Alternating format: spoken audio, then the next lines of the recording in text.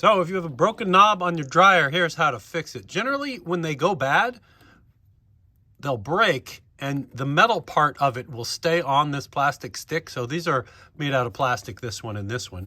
Pro tip, this cycle signal knob I almost never use. So when this one broke the first time, I just popped that one off and put it on there, but then it broke. So now we've got to get ourselves a new one. But there's a metal piece stuck on here that you have to remove before you can put the new knob on. And I'll put a link in the description to some generic knobs. So you can see this one's got metal on the inside, and on the old knob, the metal has come out and it's stuck on here. Put the pliers into wide mode. You don't want to smash up the plastic. You're just going to kind of gently grab it and pull it off like that.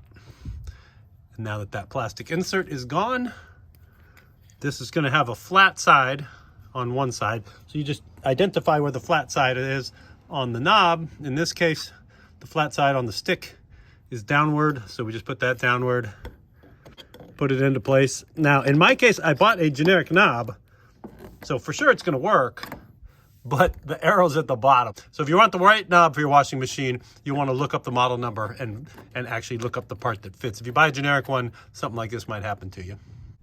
And the appliance people make it pretty easy. They'll put it inside the washing machine or the dryer, just right in there. You've got the model number.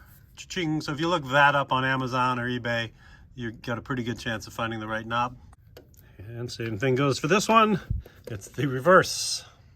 And if that really bothers you, that's how to fix it.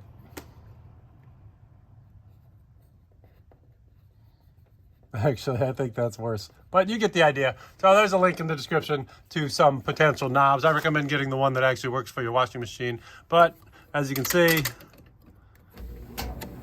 does the job. Now I got to figure out how to make it not make that grinding noise.